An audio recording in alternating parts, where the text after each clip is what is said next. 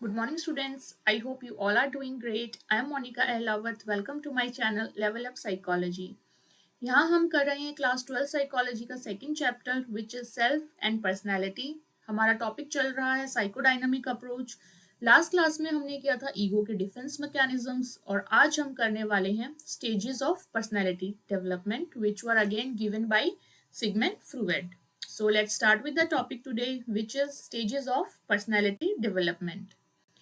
अब Sigmund Freud ने क्या बोला था कि there are core aspects of our personality which are established early and they remain almost stable throughout our life. ठीक है, कि जब हम छोटे होते हैं तभी से हमारी जो पर्सनैलिटी के कोर एस्पेक्ट्स हैं वो बनना शुरू हो जाते हैं और वो फिर जब बनने लग जाते हैं तो फिर बाद में वो अपनी लाइफ में थ्रू आउट ऑलमोस्ट स्टेबल ही रहते हैं। अगर उसमें कुछ चेंज करना पड़ा लेटर ऑन, ठीक है, तो उसमें बहुत ज्यादा डिफिकल्टी हमें होती है।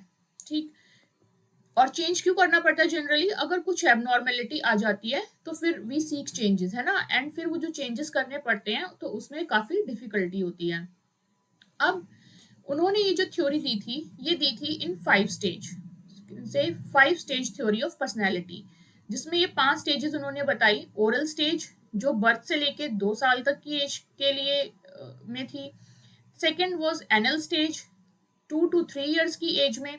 Then phallic stage 3 to 5 years की एज में। देन लेटेंसी स्टेज 5 से 12 years की एज में। Then genital stage which was 12 years से लेके फिर ऑनवर्ड्स की, जब भी आपकी पर्सनल जो लाइफ ग्रोथ चलती रहेगी उसमें।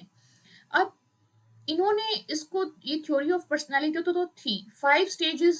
5 स्टेज का इसका नाम पड़ा क्योंकि इसमें 5 स्टेज हैं, राइट।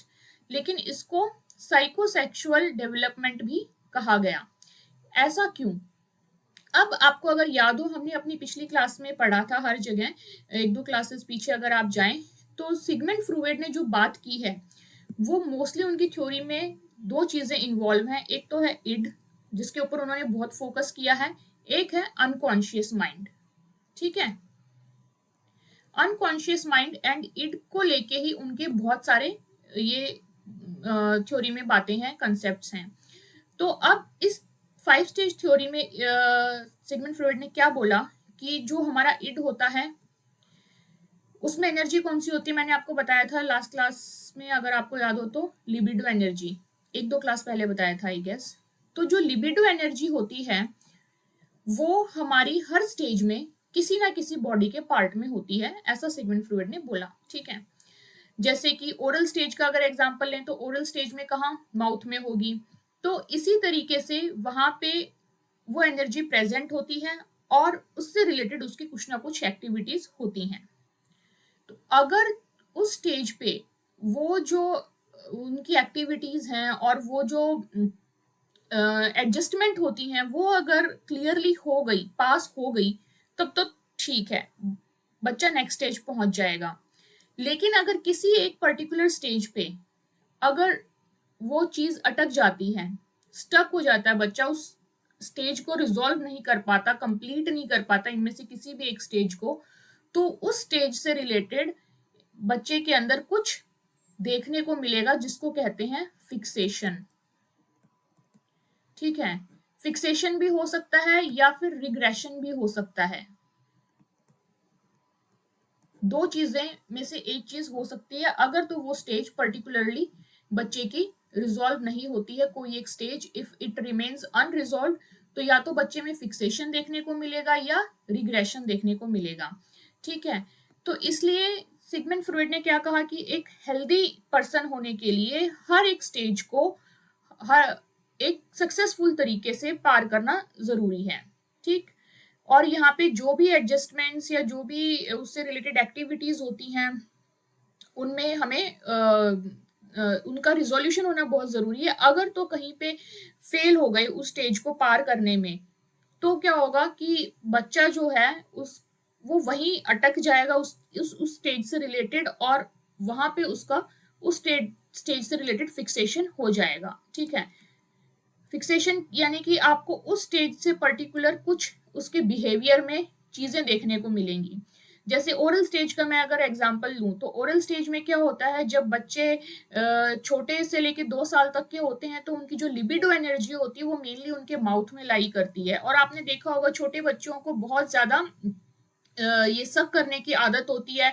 वो जब देखो तब थंब सकिंग करते रहते हैं, या फीडिंग की उनको उस टाइम पे जरूरत होती है। तो इसलिए मेन जो एनर्जी होती है वो ओरल स्टेज में लाई करती है। अगर तो ये उनकी रिजॉल्व ढंग से नहीं होती है तो बच्चा वहां पे अगर स्टक हो जाता है, फिक्सेशन हो जाता है, तो लेटर ऑन भी उस बच्चे को, जैसे कई बच्चों को आपने देखा होगा थंब सकिंग की आदत होती है बड़े होने के बाद भी, या नेल बाइटिंग की आदत पड़ जाती है किसी किसी को, अगर वो ढंग से रिजॉल्व नहीं होती है ओरल स्टेज तो। ठीक, तो ये एग्जाम्पल था एक ओरल स्टेज का। आगे की भी जो और 4 स्टेजेस हैं, ये मैंने बहुत अच्छे से ऑलरेडी अपने इसी चैनल पे एक्सप्लेन कर रखी हैं। तो आई वुड एडवाइज कि आप वो वीडियो देखना, एंड उसमें आपको हर स्टेज से रिलेटेड उसका क्या मतलब होता है, फिक्सेशन क्यों होता है, फिक्सेशन को अवॉइड करने के लिए हमें क्या करना चाहिए, और लेटर स्टेज में बिहेवियर में क्या एग्जाम्पल्स देखने को मिल सकते हैं, वो पूरा डिटेल में है, आपको अच्छे से समझ आएगा। एंड आपको नोट्स भी मिल जाएंगे उस वीडियो से, मैं डिस्क्रिप्शन में अटैच कर दूंगी। तो वो मास्टर डिग्री के स्टूडेंट्स के लिए बनाई थी, लेकिन उसमें इतना कुछ डिफिकल्ट नहीं है कि आपको नहीं समझ आएगा। इनफैक्ट अगर आप वो वीडियो देखेंगे तो आपका कंसेप्ट बहुत अच्छे से क्लियर होगा। उसमें ये 5 स्टेजेस को बहुत अच्छे से मैंने डिस्क्राइब किया हुआ है, एंड साथ के साथ फिक्सेशन को भी बहुत ही अच्छे से बताया है। तो आपका बिल्कुल ये टॉपिक एकदम बहुत बढ़िया क्लियर होगा अगर आप वो वीडियो देखते हैं तो। अब हम बात कर लेते हैं इस वीडियो में नेक्स्ट चीज की, विच इज रिग्रेशन। ठीक है, रिग्रेशन क्या है?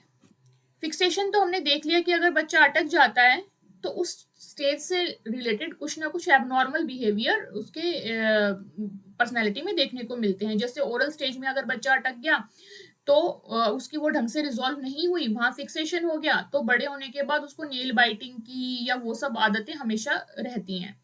लेकिन रिग्रेशन क्या होता है? रिग्रेशन भी एक ये तभी होता है जब सक्सेसफुली रिजॉल्व नहीं होती। लेकिन इस केस में क्या होता है ना कि बच्चा जो होता है ये नहीं कि वो वहां स्टक हो जाता, फिक्सेशन होता है, नहीं, वहां रिग्रेशन होता है। जैसे कि कई बार क्या होता है कि आपने देखा होगा जो बहुत बड़े लोग हो जाते हैं वहां पे भी अगर उनको कोई कभी अचानक से कोई दिक्कत आ जाता है, कुछ हो जाता है, तो वो चाइल्ड की तरह एक्ट करना शुरू कर देते हैं, है ना।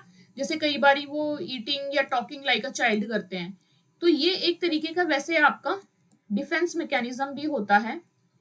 हालांकि आपकी बुक में जो डिफेंस मैकेनिज्म्स दिए हुए हैं उसमें ये नहीं था, लेकिन ये एक तरीके का डिफेंस मैकेनिज्म भी होता है regression. So it occurs when a persons problem at any stage of development is not resolved completely or adequately, going back to acting as child। जब रिग्रेशन का मतलब क्या होता है? Going back. ठीक है, जैसे हम बोलते हैं ना सक्सेशन, सक्सेशन का मतलब या प्रोग्रेशन का मतलब क्या होता है? आगे बढ़ना। रिग्रेशन का मतलब क्या हो गया? पीछे जाना। ठीक है, तो अगर किसी को कहीं किसी स्टेज पे प्रॉब्लम आ रही होती है, किसी स्टेज पे उसकी प्रॉब्लम रिजोल्व नहीं हुई होती है पर्टिकुलरली, तो वो बच्चे की तरह एक्ट करने लग जाता है। एंड रिग्रेशन को कई बार हमारी ईगो जो है वो डिफेंस मैकेनिज्म की तरह भी यूज करती है कि अगर किसी, जब उसको लगता है कि कुछ एंग्जाइटी होने वाली होती है, तो आपने देखा होगा ना कई बहुत एडल्ट लोग होते हैं वो भी बच्चे की तरह खाना खाना या बोलना शुरू कर देते हैं, या टीवी देखना, कार्टून्स देखना एंग्जाइटी के टाइम जब उनको फील आ रहा होता है तब शुरू कर देते हैं। तो ऐसा क्यों होता है?